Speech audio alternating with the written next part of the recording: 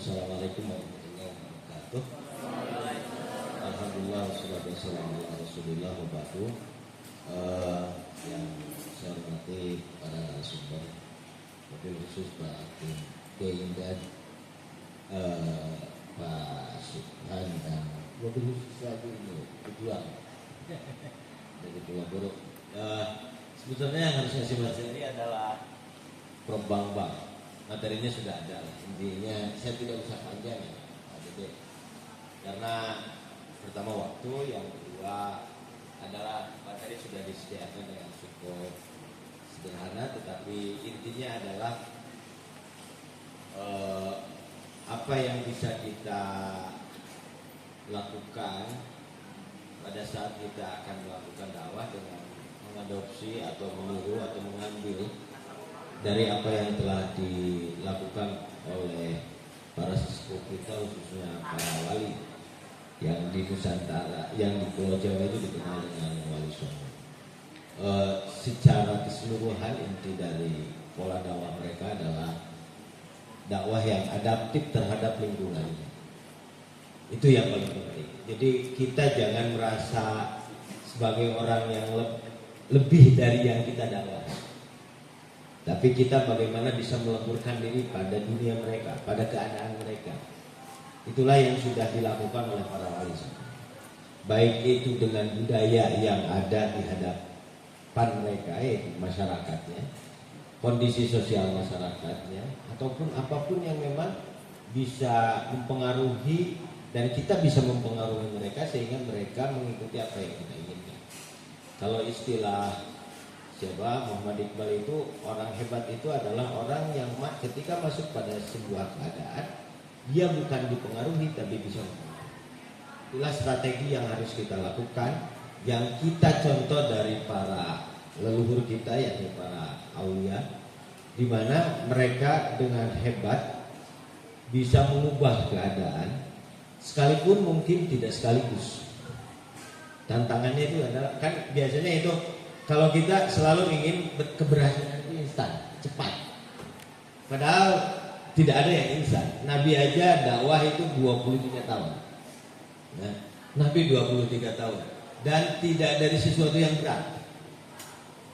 Nabi itu datang, tidak langsung nyuruh sholat, tidak langsung nyuruh puasa, apalagi haji, apalagi zakat, yang perlu modal besar lah istilahnya.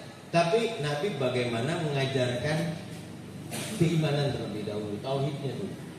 Maka apa yang telah dilakukan oleh Al-Fath, khususnya ketika berdakwah, dengan garis pertamanya adalah bukan memaksa untuk beribadah seperti kita, tapi bagaimana menanamkan keyakinan dulu terhadap mereka. Itulah yang paling awal. Dan itu yang harus kita lakukan. Dengan keyakinan, dengan modal keimanan, muncul kepercayaan diri. Nah, adaptif, ya. Adaptif itu yang paling hebat adalah memberikan contoh, ya, memberikan contoh yang baik dalam suasana yang ada di lingkungan mereka. Jadi kalau saya masuk ke sebuah area di mana di area itu terdapat keburukan misalnya, kita masuk ke sana, tetapi kita mengarahkannya seperti apa? Jangan menolak kondisi mereka yang seperti itu. Tapi kita bisa masuk perlahan-lahan bagaimana untuk mengubah. Tadarruj itu ya berjenjang, seetik. Lamun cek orang Sunda mah melapang gedang. Jadi nggak boleh langsung nembak. Kalau nembak ya perang namanya. Ini kan strateginya perang, tetapi bukan perang untuk menang dalam saat, tapi menang dalam jangka yang panjang. Maka saya selalu mengingat Iqbal itu selalu ada di dalam ingatan saya, bahwa kalau kamu ingin jadi orang hebat, kalau kamu ingin jadi orang kuat adalah masuk ke sebuah keadaan pada posisi itu kamu jangan pernah bisa dipengaruhi, tapi bagaimana kamu bisa mempengaruhi. Bagaimana merubah keadaan yang yang sesuai dengan tujuan kita.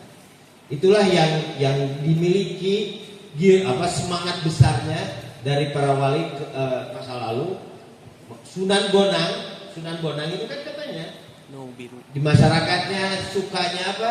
Sukanya musik, ya bikin musik. Itu kan? Misalkan Sunan Derajat pedagang, ya. Niaga cukup lumayan. Dan seperti saya teringat juga di kegiatan Mafidnika Pak Dede ya waktu itu, kenapa Pak Kiai masuk ke buruh dengan cara ini? Karena yang dilihat situasi di situ. Situasi di situ pada saat itu memerlukan kondisi A, maka beliau melakukan A. Walaupun cita-citanya ingin X misalnya, nggak bisa. Yang A-nya mau masuk ke X ya harus ditempuh. Tempuhan itulah yang disebut dengan sifat adaptif seorang mubalik. Mubalik itu kan sekarang banyaknya pesohor. Bukan dai, dai itu sekarang banyaknya mubalik gitu. Penceramah lah. Hanya berkobar-kobar tanpa memberikan sifat yang lebih dari itu. Maka jangan salah kalau masih banyak penceramah yang tidak menjadi panutan karena tidak memberikan contoh. Nah, karena kalau adaptif itu pasti mencontohkan. Adaptif itu mencontohkan kita memberikan apa yang kita inginkan, menggambarkan diri kita pada mereka supaya mereka seperti kita. Ya kalau kitanya buruk, dicontoh buruk. Kalau kitanya baik, pasti dicontoh baik. Jangan pernah hanya mengatakan, tetapi tidak pernah melakukan. Itu mungkin singkatnya, Pak Dede. Saya nggak. Ini makalahnya udah ada. Ini bukan catatan saya, tapi catatan Rob Bambang. Sengaja saya kasih cuma dirangkum aja karena terlalu panjang kalau dijelaskan satu persatu. Tetapi intinya dari tiga pola yang dilakukan oleh para wali dalam berdakwah di Nusantara, khususnya di Pulau Jawa, adalah bagaimana mengembangkan sikap adaptif terhadap situasi yang sedang dihadapi, tidak boleh memaksakan diri, dan harus berani dan siap untuk melakukan dakwah secara bertahap, dari mulai yang termudah sampai yang tersulit. Jangan pernah kita merasa berhasil dengan sampainya pada posisi keilmuan yang tinggi, tetapi keberhasilan itu adalah harus dicapai dari sesuatu di mana kita bisa membuka kemudian orang masuk. Kalau pintu dibuka orang bisa masuk, itu sudah hebat. Jangan memaksakan bahwa orang itu harus ngerti fikih dari A sampai Z, tidak bisa. Kalau saya selalu mencontohkan di masyarakat, di mahasiswa itu gini. Kalian itu kalau masuk ke dalam masyarakat harus ngerti kondisi masyarakat sebagaimana kita mengerti posisi manusia untuk makan. Ada orang yang bisa cukup makan bubur, gak bisa makan nasi. Kalau kita kasih makan nasi satu perut, apalagi bayi. Ini mulai remaja aja sampai dewasa itu udah macam-macam. Makanya sajikanlah menu sebaik mungkin, tergantung kondisi yang memerlukan. Siapa yang memerlukannya? Kalau di tempat ini perlunya adalah sukanya nasi liwet, jangan dipaksa nasi uduk. Karena bisa jadi karena dia nasi uduk pakai santan, perutnya nggak kuat, encer terus. Kalau di sini sukanya adalah nasi yang di tanah biasa, jangan dipaksa dikasih bubur. Karena dia kebutuhannya untuk bekerja, dikasih bubur buat kerja berapa jam. Nah, itulah. Jadi kalau mau masuk dakwah kepada suatu masyarakat, lihatlah kondisi masyarakat, sesuaikan menunya. Kalau tadi dalam rancangan Pak Kiai itu adalah kurikulumnya harus benar-benar sesuai dengan masyarakat yang kita hadapi. Mungkin itu sebagai pengantar saja.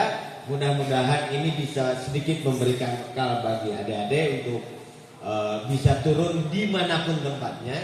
Yang penting kita tetap dalam hati niatkan untuk selalu berjuang. Jadikan ini adalah fondasi untuk ibadah kita kepada Allah Subhanahu Wa Taala. Terima kasih Pak Dede. Assalamualaikum warahmatullahi wabarakatuh. Iya, tepuk tangan untuk Pak Dr. Dede yang